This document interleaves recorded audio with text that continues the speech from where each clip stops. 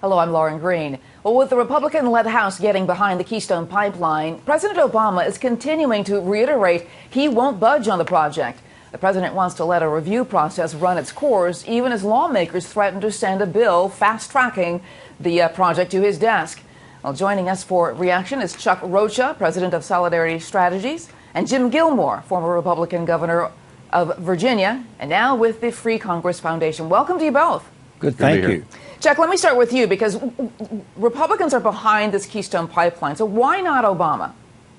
So he's going to feel pressure from the left, from the environmentalists. Some of the biggest donors and some of the biggest checks that came out of the last elections and for the last few cycles are in the environmental world. He's got two of his bases pulling him two different ways. You have a lot of the unions who are very much behind Keystone. You have the environmental community who's absolutely on the other side. So he's trying to have his cake and eat it too. And this morning I read from his trip overseas that his spokesman didn't all out say that he would veto it, but it puts him between a rock and a hard spot. Well, that's a very interesting analysis. And Governor, do you agree with that, that there is this sort of, he's caught between a rock and a hard place? I do, but I think we have to keep big picture in mind here.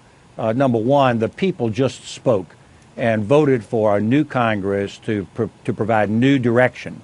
This business about just getting things done is not enough. You have to get the right things done. And I think part of that picture is the buildup of our energy industry and our energy infrastructure. Keystone Pipeline is an essential part of that. And sure, you're exactly right that there's going to be environmental pushback. We ought to be able to address those issues while at the same time thinking about the world crisis that we're in. And the big advantage that the United States has today in the world crisis is our energy exploration, our energy development. So I think the Keystone Pipeline goes hand in hand with all of that. Well, Governor, with that in mind, if Congress sends this bill to the White House with a different political landscape that's out there, do you think Obama will veto it? I don't know whether he'll veto it or not, because it's not in the best interest of the United States for him to veto it.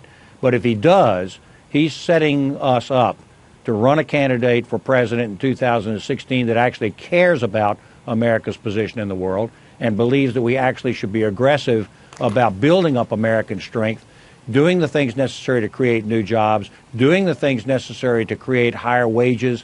These are the thrust of what we need to be talking about for 2016, and the Keystone Pipeline is going to be an integral part of that. He vetoes it, and I think that he's going against the wishes of the American people. Now, Chuck, you hinted that he didn't say that he would definitely veto it, but what do you predict he will do, knowing what's happening in Congress?